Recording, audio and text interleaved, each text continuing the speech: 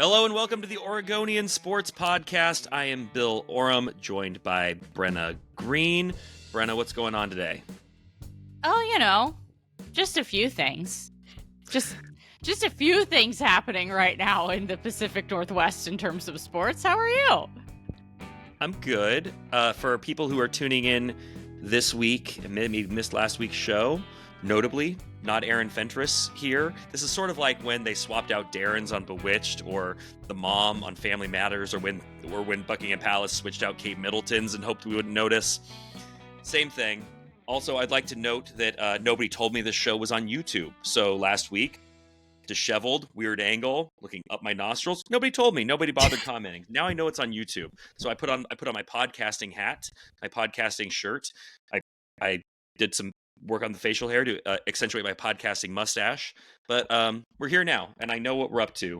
So we're in a much better position this week. Let's call last week a soft launch, and now we are here. This is the grand opening of the Brenna and Bill version of the Oregonian Sports Podcast. And I'm actually wearing like a nice outfit, not a sweatshirt and TV makeup this time, but that's not because I figured out this was on YouTube. That's just because I have to. So anyways, because I'm going straight to work after this. So there we go. But, for those of you listening, it doesn't matter. But get if to you're watching, YouTube, great. apparently. Yeah. Brenna, the first thing we have to start with, it is the start of the NCAA tournament this week, and there's a lot happening locally. A week ago, 10 days ago, we thought we were probably going to have one local team participating in March Madness. The Oregon State women have been a lock for a long time. They're a 3 seed. But we ended up getting the UP women, which we talked about last week, which was a nice surprise title run in WCC. And I think the most surprising team in the field would be the Oregon men, who entered the Pac-12 tournament last week as the 4 seed, ended up beating UCLA, Arizona, and Colorado to get to the NCAA tournament. Brenna, before I get your thoughts on this, I just want to sort of highlight what a surprise this was by sharing a clip from last week's episode of the show. Oh boy. So go ahead and just everybody listen to this. This is great producing. Thank you. I feel like there needs to be a change. I'm sorry. I feel like it's time, personally. Yeah. Anyways, continue.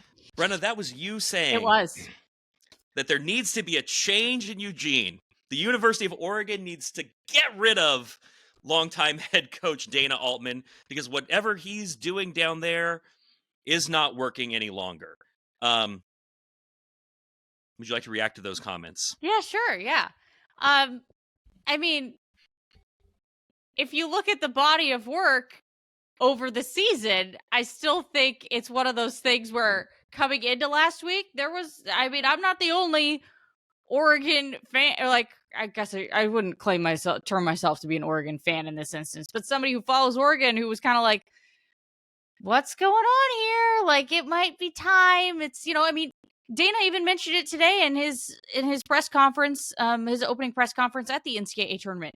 He has no players on that team who have tournament experience with him, because N'Faly Dante was injured when he was in it his freshman year. So it's been a hot minute since this team has been back there. So I don't think that my comments were out of line last week, but I am very, very, very pleasantly surprised and pleased that Oregon made the run that they did. I mean, did you think that was going to happen when we podcasted last week? No, and I would say this is sort of a little bit of inside baseball, how the sausage is made for our listeners, but we recorded last Friday. Oregon was playing Arizona that evening. So the timing made it a little difficult for us to analyze that game, but I think we both felt very comfortable moving forward with the assumption that they were not going to advance out of the semifinal, given what had happened the last time those two teams played in Tucson. Oregon got absolutely boat raced.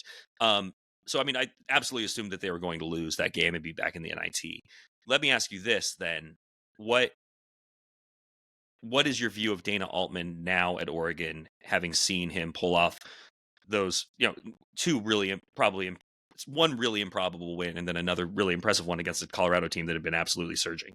Do you think that he is now goated, so to speak, and can be the coach for life? Like, what is your view of him going forward, as now that you have the context of this run? No, no one is the coach for life anywhere. Okay, that's like the number one rule of college sports. He ain't Joe Paterno. Okay, and even that ending didn't go very well, obviously. So but do I think that he probably added a few more years onto his lifespan there? Yeah, he did. So good work to him, and I mean, a masterful job. Did you watch the video that they put out yesterday from the like a Pac-12? cinematic? Yeah, the No, I cinematic didn't see recap. it. I didn't see that one. Okay, so after where they started the recap, I guess, movie, whatever you want to call it, was in the locker room after the semifinal win. Mhm. And the part that really spoke to me was Dana looking at Infali and Jermaine and saying, and he got like very openly emotional and was like, we have to win this game for these guys.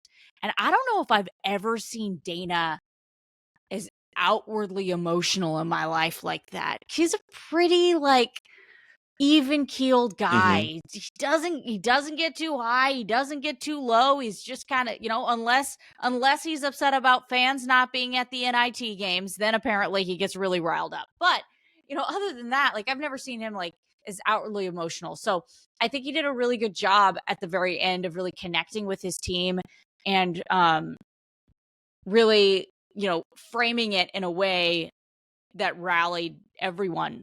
So he has done a phenomenal job so far. And, all of a sudden now this team has momentum, and I would hardly be surprised if they knock off South Carolina on Thursday. What do you think of that matchup? I think Oregon is going to win that game for a couple of reasons. I don't think that South Carolina has a big who can contend with N'Faly Dante. I think that the emotion that Jermaine Couisnard is going to bring into that game is going to help the Ducks. You're talking about a sixth-year senior playing his former team, which is really, just juicy and compelling in its own right. I've talked to some coaches who follow this stuff more closely than I do, or have a better feel for South Carolina, and it just is a matchup that works really, really well for Oregon. So I think there's a reason that you've seen that line kind of jump the fence a couple of times. Nobody's completely sold on South Carolina or Oregon in that game, but to be an 11 seed, playing across the country from home and basically being seen as a toss-up against a team that was tied for second in the SEC, I think you got to feel pretty good. So I think Oregon's going to represent themselves pretty well. I think Dante has a chance to have another really, really big game. He's been playing great. This matters to him. This is the end of the run for him at Oregon. He's finally getting a shot in the tournament. I think that is going to be a team that is locked in and ready to go. Yeah, I think that this South Carolina team peaked in like January. Yeah. They've been all over the place since, as somebody who votes in the AP poll, so I kind of have like a snapshot of teams' overall seasons, and yeah, it just hasn't been that great recently for them. So I would not be surprised if Oregon comes in there and, man, N'Faly Dante, 43 of 49 in the last 5 games. Yeah. Like how 87%. So if he has anything along those lines, this is gonna be a rough night rough night, whatever time it is for South Carolina. And I would also just point out that Dana Altman has not lost an opening round game since he's been at Oregon. He's 7-0 in the NCAA tournament. In the first round, whatever has changed. The vernacular has changed a little bit over the years, but in the first round matchup. So Oregon is an 11 seed playing 6-seeded South Carolina. The Oregon State women are a 3 seed playing 14th seeded Eastern Washington, with the winner of Texas A&M and Nebraska awaiting them in the second round in Corvallis. And the Pilot women are a 13 seed playing 4th seeded Kansas State in Manhattan, Kansas. Mm-hmm. There are different expectations for all of these teams. Yeah. Right? Like the Oregon State women should win both their games and advance to a Sweet 16. That would be the expectation for them. That is the expectation. Yep. The Pilot women probably have no expectations at this point because it was such an unexpected run to begin with. They're a 13 seed? Yeah. That's crazy to me. And Anyway, then the continue. Oregon men are an 11 seed playing a 6-seeded South Carolina team. And I think that we are sort of establishing that, the expectation or our belief is that they can win a game. That's probably kind of where they are. Which of those 3 teams do you think has a better chance of exceeding the expectations or surprising based on sort of what we expect for them? And so for this, I would say for Oregon State, it's getting beyond the Sweet 16. For the Pilot women, it's winning a game. For the Oregon men, it's probably getting out of the opening weekend and getting to a Sweet 16. Which of those 3 teams do you think has the better chance of taking it a step further than we might expect? I got to give it to the Oregon men, which is a crazy thing for me to say considering the audio you just played. But, Dana Altman and Mark Few have something in common, and that's that they're really reliable in the NCAA tournament the first weekend. That is something that they both have. So, I think that they can really, I think that they can do this and make a run. I think that they're going to go past a Sweet 16? No, that would be really, really surprising to me. But I do think that they have the people to do it. It's a question of their depth. That's going to be something that's going to be challenged, but they do have 8 players who can play, and in college basketball, you need like 7. So if you've got 8, you can make it work. Their bench is just going to have to show up this game. These next however many games there are, they're going to have to show up. But yeah, I mean, for the UP women, we'll see what happens. Like you said, this is gravy. This is gravy for them. And then, if they win, if they win one game, like, oh gosh, They're huge. It's huge. I do feel that they feel a little bit more confident going into this one. They felt that Oklahoma last year was like a really bad mismatch for them, from what I've been told. So they feel a little bit better, I think, going into this game than last year's game. And then for Oregon State, I think they're definitely going to get out of Corvallis. But once you get to Albany, it's just such a murderer's row once you get to that level. So Oregon State would be in position likely to face Notre Dame in the Sweet 16. Yeah. And then potentially you're looking at South Carolina in the regional final if you could get there. So they could win against Notre Dame. South Carolina, I'm not play this audio back in a few weeks when they beat South Carolina, but that's a real tough matchup for them. Yeah. I think I would answer the question the same way as you, just because I think Oregon State Notre Dame feels like a tough hurdle for the Beavers.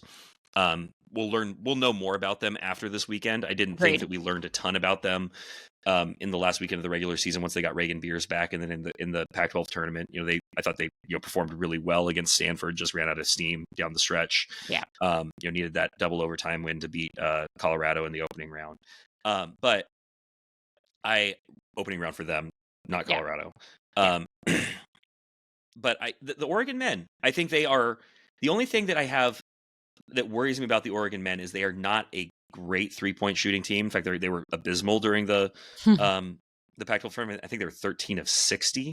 And so if they are not able to jump on either South Carolina or Creighton, if they were to get there early, it might be hard for them to crawl back against teams of that caliber, although they did against Arizona and Colorado.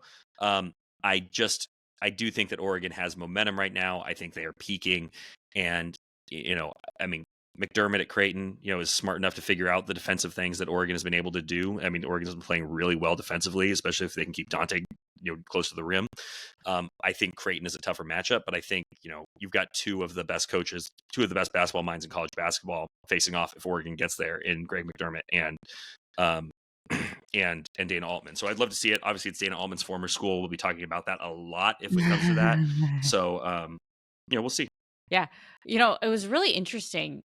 Dana Altman admitted, I forget after what game it was, but he admitted that he'd been teaching zone defense wrong to this team during the Pac-12 tournament. And I was like, man, I want to know more about that. Like, what did you change in how you were teaching it? Because all of a sudden it's working. So I'd love to know what you flipped, because he straight up said, he's like, some of it's on me. haven't been teaching the zone right. And I was like, that's interesting. But yeah, I mean, today in his opening press conference, Dana Altman was asked about Creighton, and he was already like kind of emotional about it and was just like, I really don't want to have to deal with this. It made me like, that's going to be really tough for me if I'm put in that position. So, yeah, imagine what it's actually going to be like if we actually do get to that point. So he is on the record already saying he is not looking forward to that potential matchup if it were to happen. Yeah.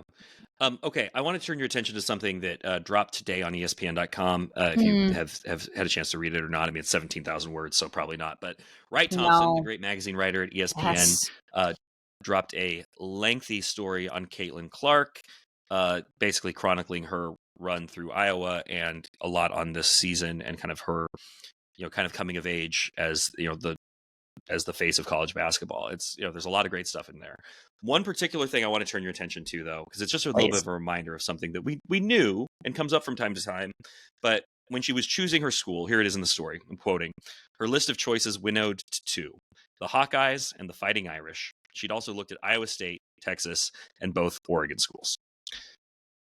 This is not new. I mean, if you look at like old recruiting stories, it says that she, had considered Oregon and Oregon State and that she was recruited by both. But, there are people who will tell you that, that I've heard more Oregon State, but I mean, we're also talking about kind of during the Sabrina era as well.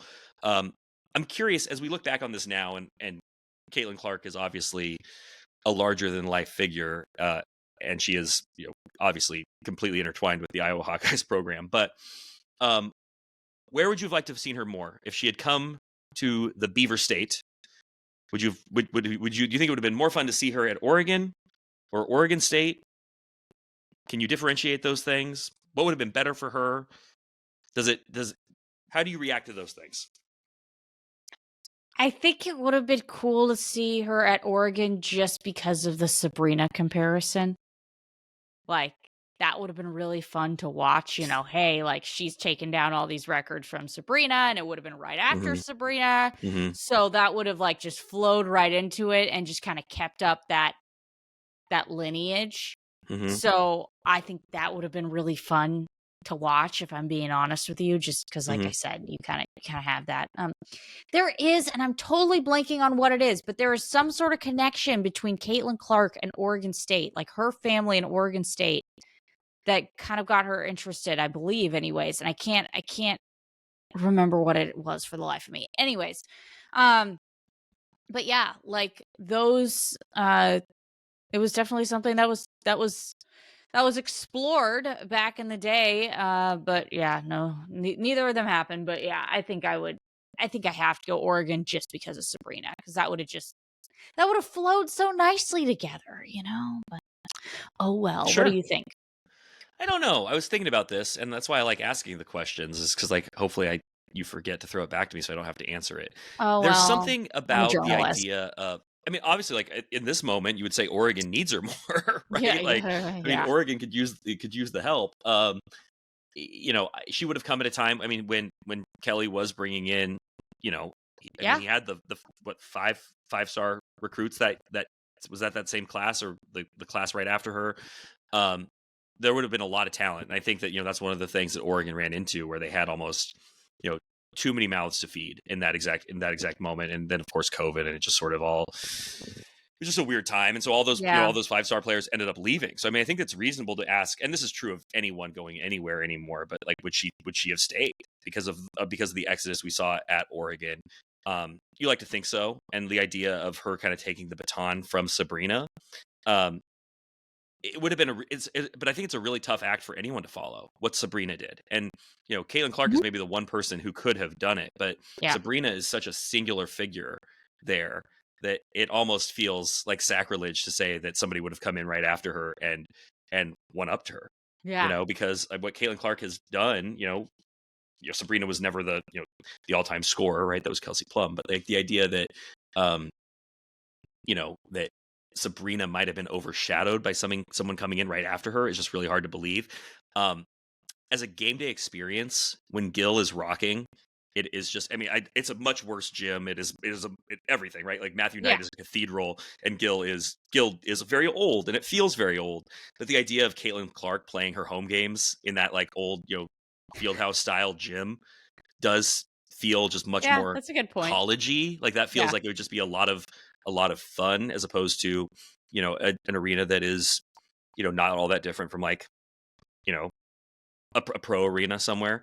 So I think that the experience and atmosphere might have been better at Oregon State. But I mean, imagine the lines at Oregon State, in a 9,000 person, Gill Coliseum, trying to get in to see Caitlin Clark. I mean, the tickets are already out of control, and people are just, lined up for however long to get one of those hard ass benches, at the very top. Like the building is literally sweating at the top of Gill Coliseum when it gets close to full.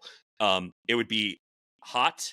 It'd be humid, it'd be miserable, and it would be incredible. So I think there's something about like that scene that I would have loved to have seen as well. So I'd probably skew a little bit Oregon State. You're obviously going Oregon, which is good. We disagree. It's good when we disagree.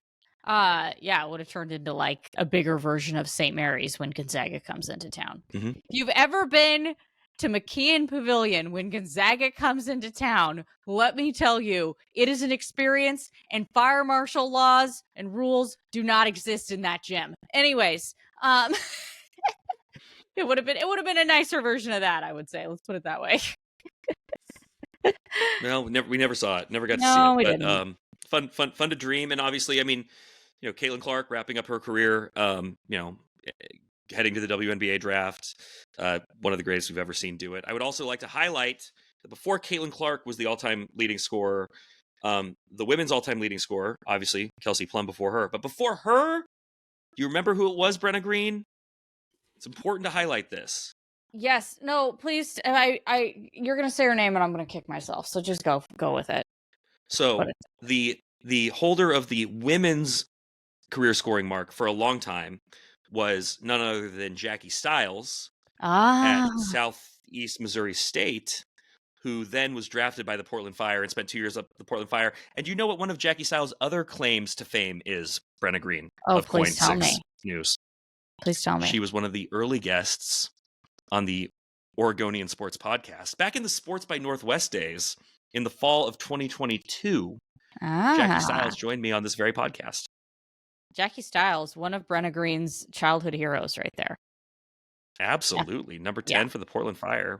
Yeah, that was right when I started playing basketball, and I had a friend whose mom worked for Adidas, so she'd take us to games all the time, and I lost my mind over Jackie Stiles. I think at one point I did have a Jackie Stiles bobblehead, and I have no idea where that has disappeared off into the world, and it makes me sad that that somehow got legs and walked away from me at some point. So Jackie Stiles was the original ponytail assassin.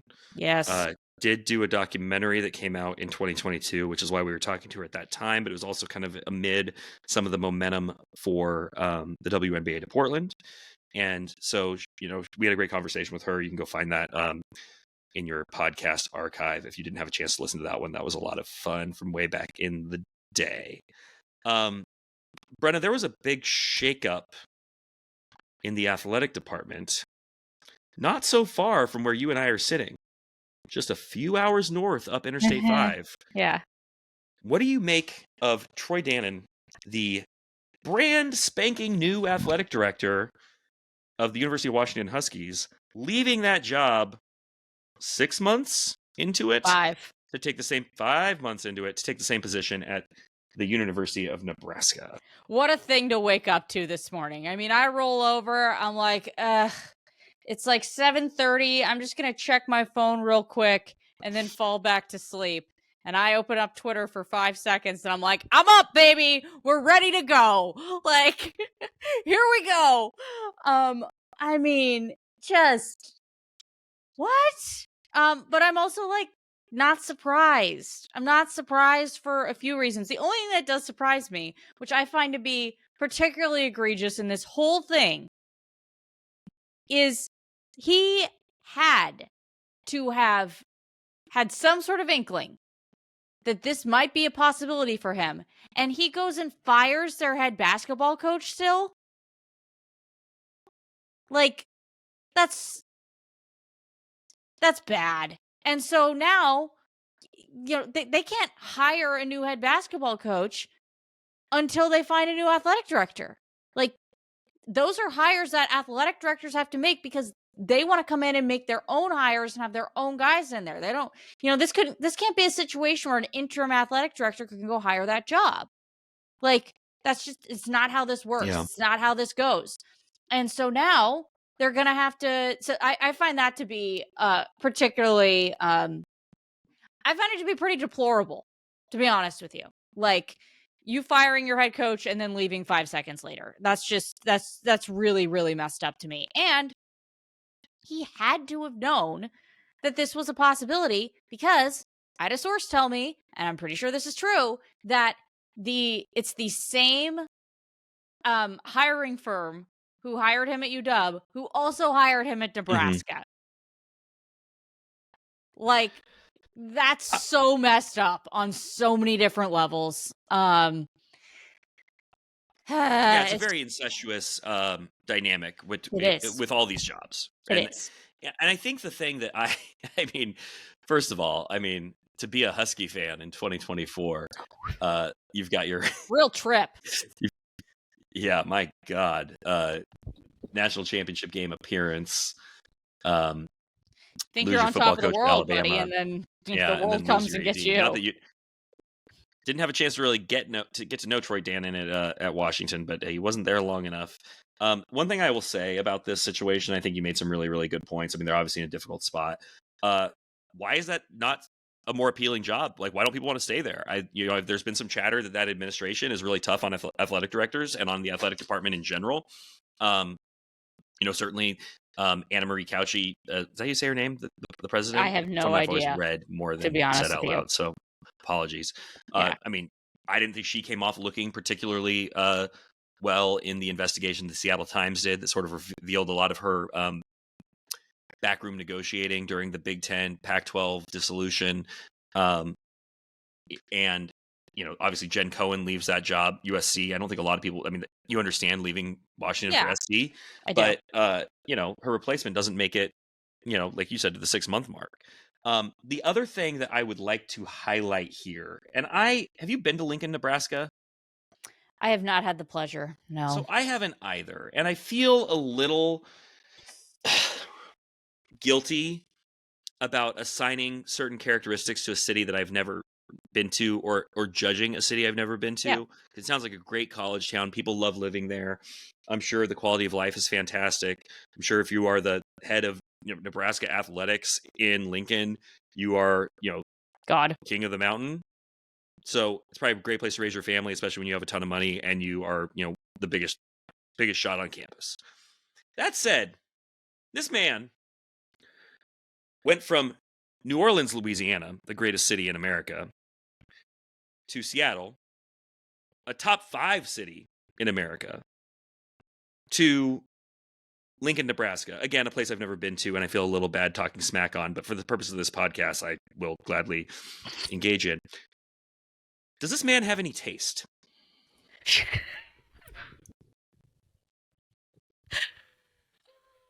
Gosh.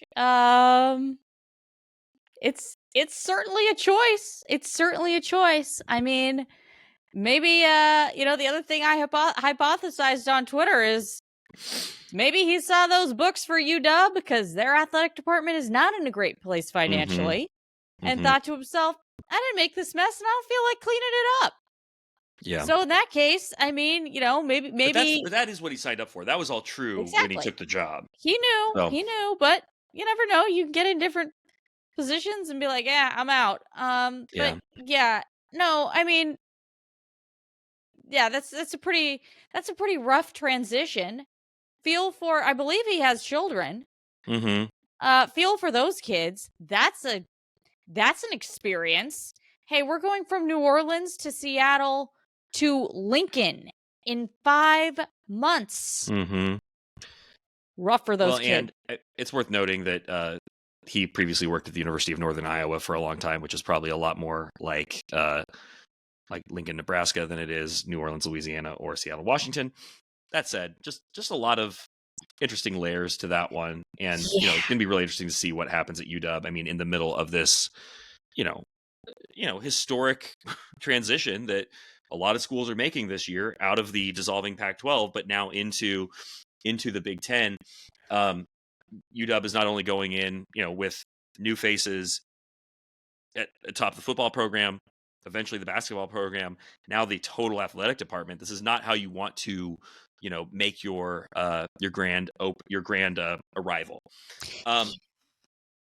Okay. There's one. I'm going to throw a curveball at you. I didn't have this on our rundown, but I wanted to highlight. This. Our Aaron Fentress, my colleague, caught up with Damian Lillard briefly this week in the wake of Dame sitting courtside at Blazers Bowls, a rematch of the 1992 NBA Finals. Thank you for that. Were you alive for the 1992 NBA Finals? Barely. I was like 5 months old. What do you remember? Not much, but there is a picture of me in a Blazers onesie, so I do have that. That is legitimate street cred. So I get, you know, obviously there was people who got excited. There was just obviously a reaction to Dame being courtside at a Blazers game in Chicago. Aaron Fentress sussed out the details. Obviously, Dame had a couple of days off. He's obviously close friends with a lot of Blazers people, none more so than Anthony Simons. He and DeMar DeRozan are good friends, share an agent. Did you have anything you wanted to add to the discourse around Dame being courtside at a Blazers game?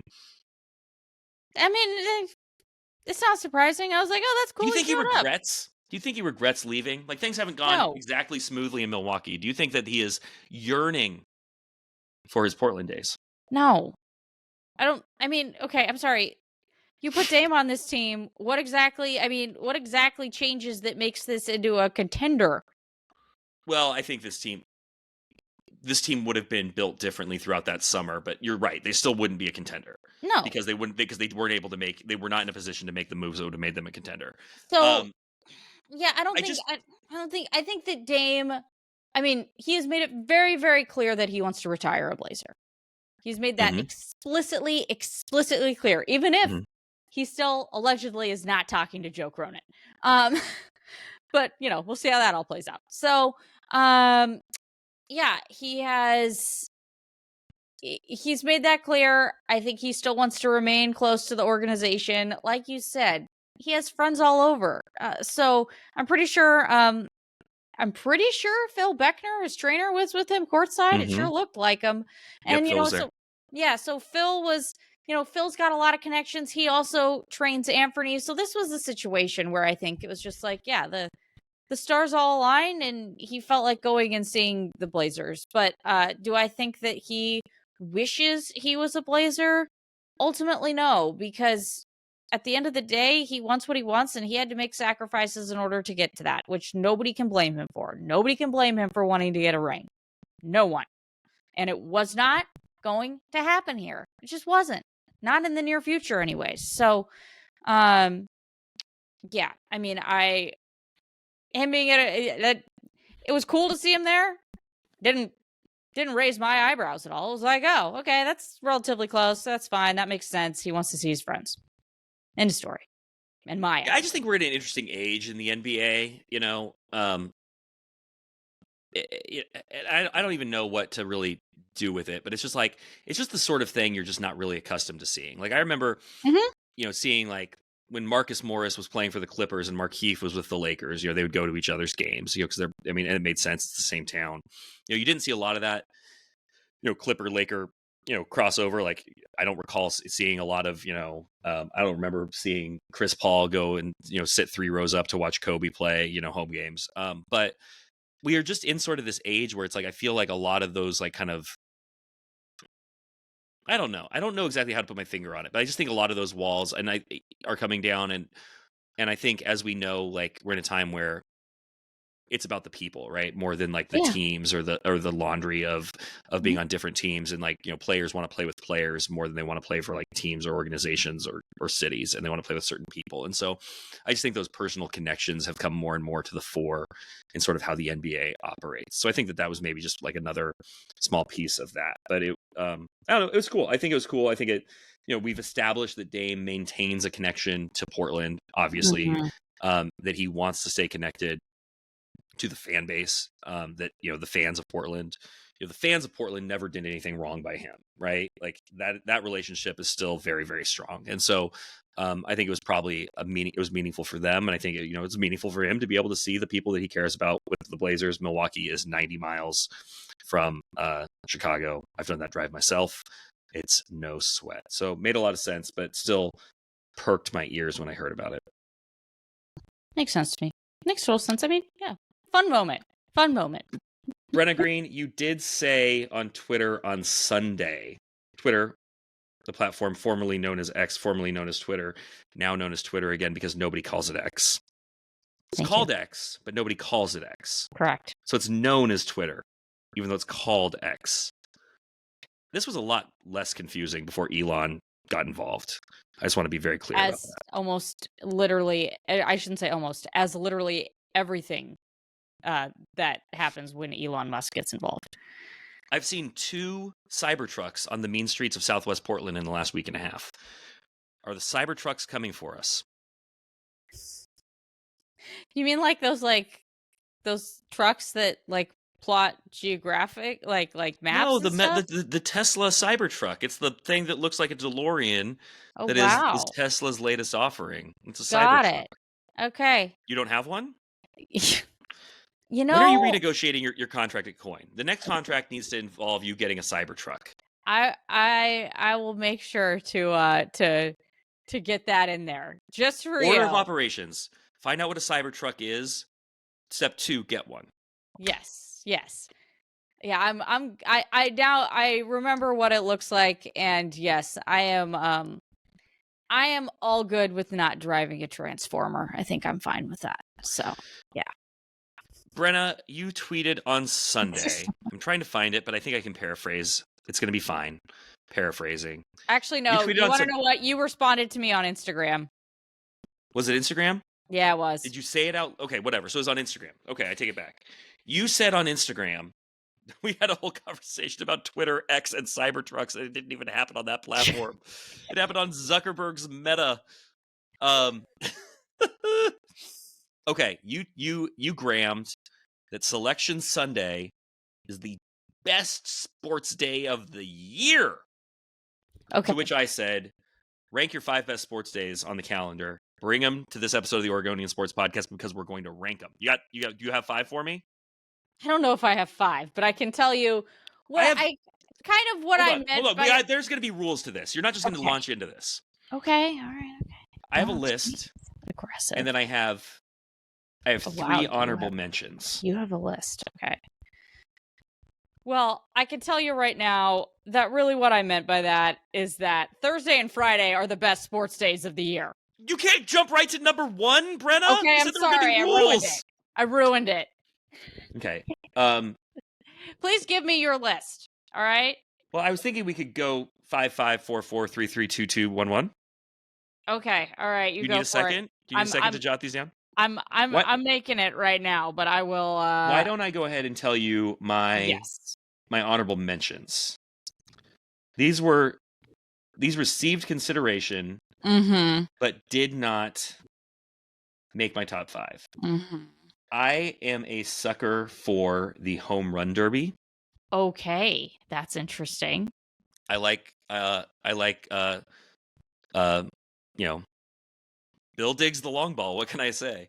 No, I mean, the home run derby was iconic for me growing up. Ken Griffey Jr. at Coors Field. It's fun to watch home runs. Everybody dreams of hitting home runs.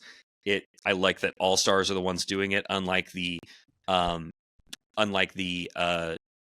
NBA, all the all-star weekend events, especially the dunk contest. So I do have a soft spot for the home run derby. I think that's more fun than the all-star game itself in the middle of summer. And then as a former Angelino, I did throw in the Rose Bowl because that is I think you could expand that a little bit. Yeah. But I feel you. Yeah. But with that, I will start my list if that will. Yes, please. Number 5 for me. This is going to shock people. This is an upset right off the bat because I say that number 5 is the Super Bowl. Okay, that's fine with me. I don't have it higher. What's number 5 for you? Okay. Yeah, we'll go Super Bowl at number 5. I'm kind of like making a list as we go here. But Okay. no, I actually 100% agree with you. And the reason is a few things. The Super Bowl is more of a corporate event than a game. Yep. I enjoy all the hoopla that comes along with it, with the commercials and things like that. But it definitely, it's more so has to do with the events surrounding the event than the actual game involved. So yeah, I can get there. Yeah, I mean, it's, unless you're a fan of one of the two teams participating, you are in it for the commercials, the food, the party with your friends, which are all great things. But I think it is, it's not as good. It's not as meaningful of a day for the majority of sports fans as some of these other ones, in my opinion, coming up. Do you want to tell me your fourth, or would you like me to keep this order going where I tell you mine and then you can respond? I think I'm good with going with Selection Sunday is 4 for me. Okay. I'm fine with that.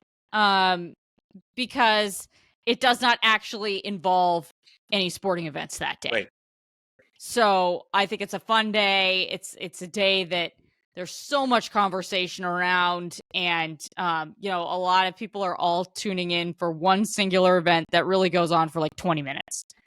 And then there's all this conversation afterwards. So I am good with going with that as my number 4 day. I love, like all the live shots and seeing all the teams celebrating and stuff like that. So that's exciting for me. But and as somebody who is just a huge college basketball junkie, I enjoy it. So what say you for number 4? Well, I'll just respond real quick on Selection Sunday and say that I think the case for Selection Sunday is it's almost like the starting pistol of filling out your bracket, right? Like you wait, and then it's like, because one of the great American traditions is filling out your bracket, and so that is the moment where you finally see the bracket and you get to spend the next 3 or 4 days tinkering with it and making your decision. So I think that is sort of the appeal of Selection Sunday for me. Like their point, you make some great points. Selection Sunday doesn't really do it for me. Just tell me who's in the field, and we'll start thinking about it then. But you make some good points. For me, number 4, and I could have had this even higher. Number 4, I have the Kentucky Derby. I knew a horse race was going to show up in here. The Kentucky Derby is, and if there was going to be a horse race, to me, it's got to be the Kentucky Derby. And you keep in mind, for most of our lives, there had not been a Triple Crown winner. And so I always loved the potential of a Triple Crown winner. And it all started with that first race and these horses that would become, celebrities in their own right, kind of coming out of nowhere. I think there's a lot of it's a 2-minute race, and it's just, there's so much pageantry, so much build up. I've personally gotten in the habit in recent years of throwing a Kentucky Derby party, having a big viewing party. It's fun to bet on the race. I mean, I understand that there are concerns about the safety of the horses, and obviously that has been there's been a lot more, I think, frankly, a real referendum on the oversight of the treatment of horses. Like Santa Anita Park has had a lot of issues. So I mean, there's there is the question of the humane treatment of the animals. I don't want to dismiss that, but as an event that we can all gather around, that kind of captures the imagination and the collective experience of the sports watching public, I think that I think the Kentucky Derby is the greatest. I was talking to my friend Kyle Goon, who's the sports columnist at the Baltimore Banner, about this today, and he kind of threw out that he's like, it's kind of like the Oscars of sports, because you've got the fashion, you have the food, you want to see what Taylor Swift is wearing at the Kentucky Derby. Like, is Taylor going to be at the Kentucky Derby this year with Travis Kelce? By the way, that seems like an event they might appear at, maybe. The Kelce's will definitely be there. Jason Kelce might even have a shirt on. But that's a big one for me. How about you? What's number 3? Number 3. Okay. I forgot the hats. I said fashion, but I didn't say hats. We got to be really clear. The bourbon, the hats, my Kentucky home. Okay, go ahead with number 3. Thank you so much. Okay, so I'm looking at one thing right now, because I want to make something clear if it is not as clear. Well, we're going to expand out your Rose Bowl pick to just January 1st in general in college football. Great day. Like, so much fun. Did they move the semifinals from January 1st? Yeah, they were on like December 29th this year. Okay, whatever. We're going to go with that whole span. I don't care. I know it's not one day. Spirit of. But in the spirit of this, we're going with that whole span. Okay. I love that. It's what I was born and raised on. My number 2 pick, I'm telling you right now, is not going to be anywhere close to your top 10, and it's also a friendly and it's something that is near and dear to my heart. But anyways, yeah. So we're gonna go with that. So I don't know. It's fun. I wish the bowl season meant more. It has lost some of its luster. Yeah. I used to participate in a bowl pool with my uncle, who would gather with his old buddies at the Ray's grocery store in Sisters, Oregon every morning, and they would, in bowl season, they would do a bowl pick'em, and it's all these old guys against each other. And my uncle Bill would enlist me to make the picks. He would pay the $5 entry fee, and I would make the picks. And the first year that we participated, when I was like 12, we won the thing. And so that led to my uncle calling me Whiz Kid. It's a nickname that stuck to this day. He's still kicking and getting together with his friends for coffee in the mornings. And we did this thing for like another 20 years, and we never won it again, ever. And kept paying the $5. I kept disappointing him. And that pool has stopped, I think, for a variety of reasons. But also, who cares about all these bowl games anymore? Yeah. Like, and they're impossible to pick. Like how could you possibly pick the winner of these games when you don't know who's going to participate? You don't know who's going to care. You don't know who's going to be coaching. The system has just sort of taken so much of the heft out of 80% of the bowl games, 85% of the bowl games.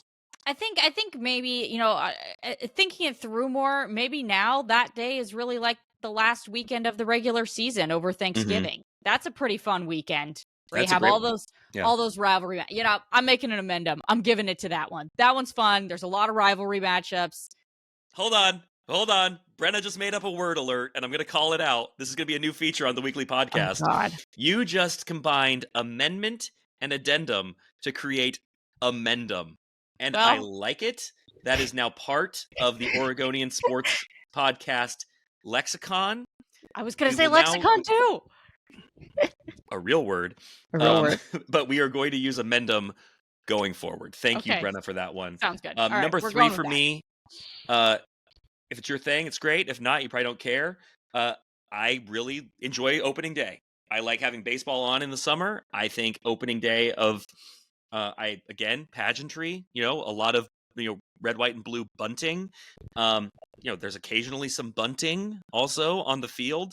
Again, and there are a few of these for me, but things that make me feel like it is spring or summer, they make me feel warm. I mean, not physically because of the sun, but like warm and fuzzy. And the arrival of baseball season makes me feel like we kind of made it through the winter. There's a lot of tradition with that.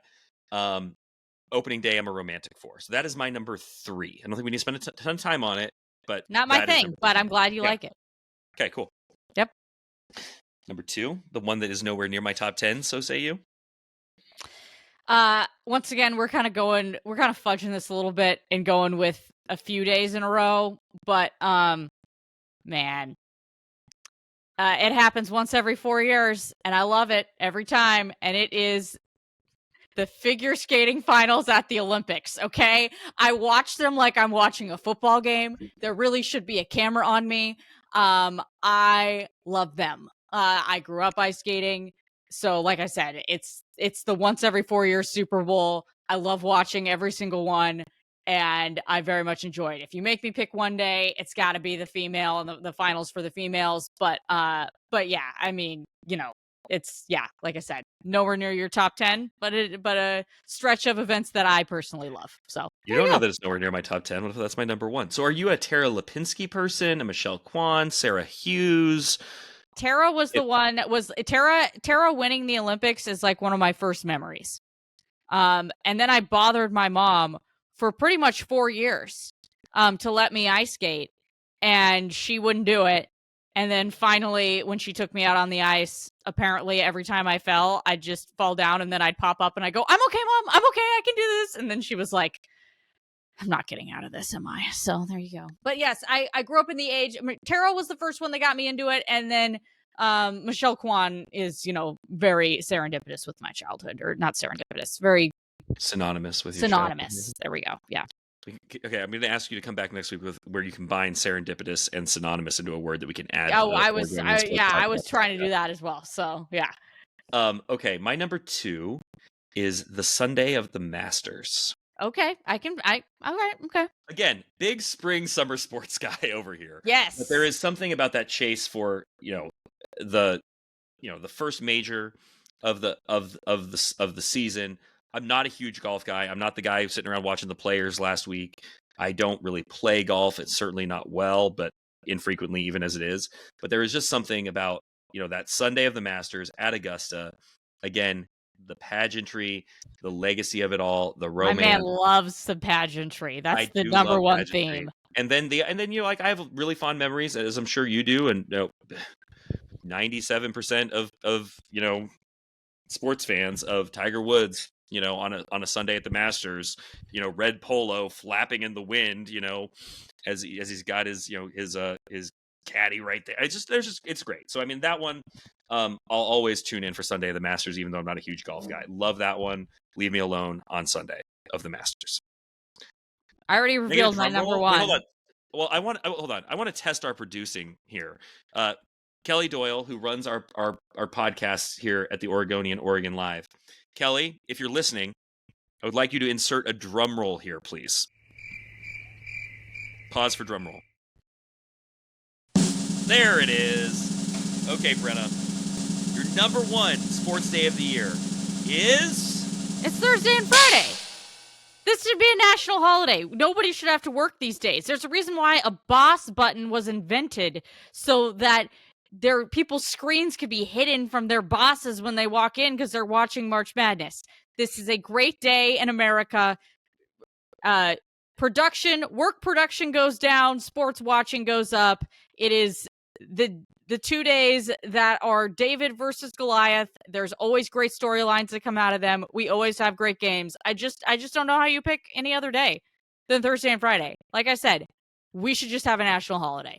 I know people say there should be a national holiday the day after the Super Bowl. No, there should be a national holiday Thursday and Friday. Your pick. For me, it's the finals of the figure skating at the Winter Olympics every 4 years. I hate you. No, it's Thursday. It's Thursday. It's not Friday, by the way. And Friday's great too. Friday's delivered some of the best games. But on Thursday morning, when we all wake up, we all still have a perfect It's like Christmas. Bracket. It's just, our brackets are perfect, pristine, and then the disasters start coming. And there's Farley Dickinson, there's Norfolk State, there's George Mason. You're pulling your hair out. It's absolute chaos. It is the most gripping and compelling day of sports. And by the way, to hell, I say, to hell with these coaches, these blue blood coaches and administrators, Greg Sankey, Tom Izzo, who are saying that we need to somehow dilute that product and create a clearer path for the high major programs to advance and take away the variability that makes it so great. It is great. And it is such a great microcosm of the things that we root for in life. The David versus Goliath of it all, the unexpected run, the team or person who was not meant to succeed or was not expected to succeed, captivating everyone's hearts and minds. It is, if we could somehow infuse the purity of the opening day of the NCAA tournament, men's and women's, with the rest of the sports calendar, the world would be a better place. I actually think that we are all better people when we are unified around the NCAA tournament. It is one of the last vestiges of monoculture in American society. And I say, figure out how to keep things more pure, create more pathways for the teams that are not supposed to win. The college football playoff is getting bigger and bigger and bigger, but the best football playoff is at the FCS that is a 24-team playoff. 24 teams is the number. James Crepia is probably listening to this going absolutely insane right now. But I'm telling you, it is pure.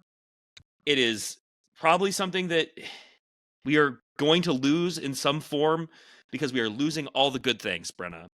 But right now, we still have the Thursday and Friday, the opening rounds of the women's tournament. We have the NCAA tournament, and thank God we have the NCAA tournament. How many other things do they roll in TVs to school for kids to watch during the school day? It is literally that, and that's it. Distinct memories of that TV on the cart. The kids listening to this do not know what we're talking about, but then it was always set on VCR mode, and then the teacher didn't know how to get it off the VCR. You don't know what a VCR is. It's not where Shaka Smart started coaching. It's not. Brenna, we've got to get out of here because there are other people who want to record podcasts at the Oregonian. We've got to get out of their way. I want to say we are 2 episodes in to the Brenna and Bill version of the Oregonian Sports Podcast. I think we're doing pretty well. We're cooking with gas, baby. All right. Well, thanks to Brenna Greene from KOIN for her continued excellence and participation. I am Bill Oram. We will be back next week or sooner. There could be more. We could just feel the need to get back at you depending on what happens with Oregon State, the Pilots. Yep. We may need to come back sooner than next week. But if not, we'll talk to you next week about all things happening. We're going to have some clarity on a lot of these issues we've been talking about. Continue to listen to all the Oregonian sports podcasts, Laser Focus, Beaver Banter, Duck Confidential, of course, Soccer Made in Portland. I'm Bill Oram. Thank you for listening. We'll talk to you soon.